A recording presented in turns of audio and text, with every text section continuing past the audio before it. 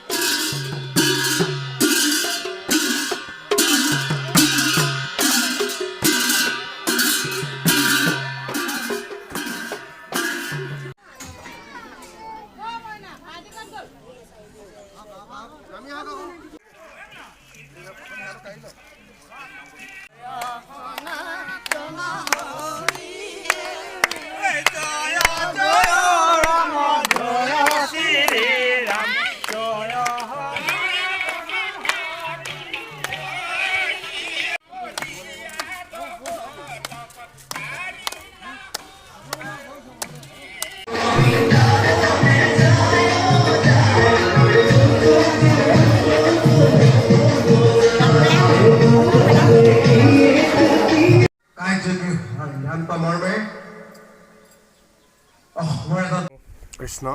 জয় গুৰু শংকৰ সৰ্বগুণাকৰ যাকেই নাহিকেও পাম তু হৰি স্মৰণ কৰে নহত কোটি বাৰ এক কৰোঁ প্ৰণাম আজি গোহাঁইগাঁও বৰনামঘৰ প্ৰতিষ্ঠা দিৱসৰ পৰা আদি কৰি আজি প্ৰায় 50টা বছৰ অতিক্ৰমী এই নামগৃহৰে বৰনামঘৰত পৰিণত হৈছে আৰু এই নামগৃহত আমাৰ 109 ঘৰ গৃহস্থীয়ে বসবাস কৰিছে বিভিন্ন সম্প্ৰদায় বিভিন্ন উপাধিৰ ব্যক্তি আমাৰ নামগৃহত সদস্য হিচাপে অন্তৰ্ভুক্ত হৈ আছে আৰু আপোনালোকে জানে যে এই নাম গোহাঁইগাঁও বৰনামঘৰে প্ৰতি বছৰে ব্যক্তিক্ৰমী অনুষ্ঠান উদযাপিত কৰি আহিছে আৰু এই অনুষ্ঠান উদযাপিত কৰাৰ ক্ষেত্ৰত গোহাঁইগাঁও বৰনামঘৰৰ সমূহ সদস্যবৃন্দৰ পূৰ্ণ সহযোগিতা সদায় পোৱা যায় আৰু এইবাৰো আমি এক ব্যক্তিক্ৰমী ধৰ্মীয় অনুষ্ঠান পতাৰ পোষকতা কৰি কাৰ্যকৰী হোৱাৰ সিদ্ধান্ত মৰ্মে আমি এইবাৰ অসমৰ প্ৰখ্যাত এজন ভাগৱত ব্যাখ্যাকাৰ স্বনামধন্য জগত বনিয়া বাপদেৱক আমন্ত্ৰণ জনাইছিলোঁ আৰু তেৰাই আমাৰ কথা ৰাখি আজি আমাৰ উপস্থিত হৈছে আৰু আজি প্ৰথম দিনৰ কাৰ্যসূচী বন্তি প্ৰজ্বলন কৰাৰ অন্তত শৰাই অৰ্চনা হৈছে আৰু তৃতীয় কাৰ্যসূচী শোভাযাত্ৰা ইতিমধ্যে চলি আছে আৰু আমি চতুৰ্থ কাৰ্যসূচী দিনৰ 11 বজাৰ লগে লগে ব্যাখ্যাকাৰ জগত বনিয়াদেৱৰ দ্বাৰা আজি ভাগৱত ব্যাখ্যা অনুষ্ঠান আগবঢ়াই নিম আৰু সম্পূৰ্ণ আজি দিনটো পাঠ আৰু ব্যাখ্যাৰ অন্তত নিশা 9 বজাত আজি অনুষ্ঠান সমাপ্তি ঘটিব অহাকালিলৈ আমি পুনৰ আমাৰ বৰসভাভাগে উদযাপন কৰি নিশালৈ আমি এভাগে আমন্ত্ৰিত ভাওনা আমি ইয়াত প্ৰদৰ্শন কৰাম আপোনালোকে জানে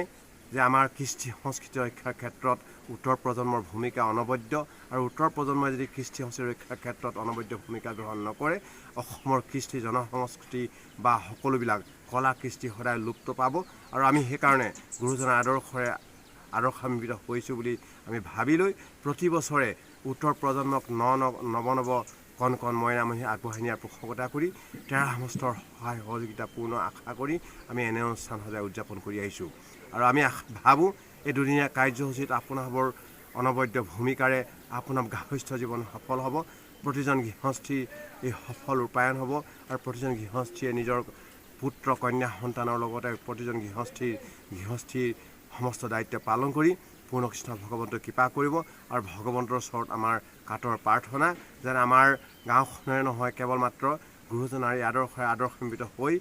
অসমৰ কলা সংস্কৃতি সকলো ৰক্ষা কৰিব আৰু আমি যাতে ভৱিষ্যতলৈকে অসমীয়া সমাজ হিচাপে গুৰুজনাৰ কলা কৃষ্টিক জীয়াই ৰাখিবলৈ উদ্যত হ'ম বা আমি প্ৰক্ৰিয়া আৰম্ভ কৰিম আৰু আমাৰ একতাবোধ জীয়াই থাকিব বিভ্ৰান্তি সৃষ্টি নকৰি কেৱল মাত্ৰ ঐক্যবদ্ধতা আমি সমাজত জীয়াই থকাৰ পোষকতা কৰি আমাৰ সমাজত আগুৱাই নিম এই আমাৰ পূৰ্ণ প্ৰতিশ্ৰুতি আমি প্ৰদান কৰিছোঁ।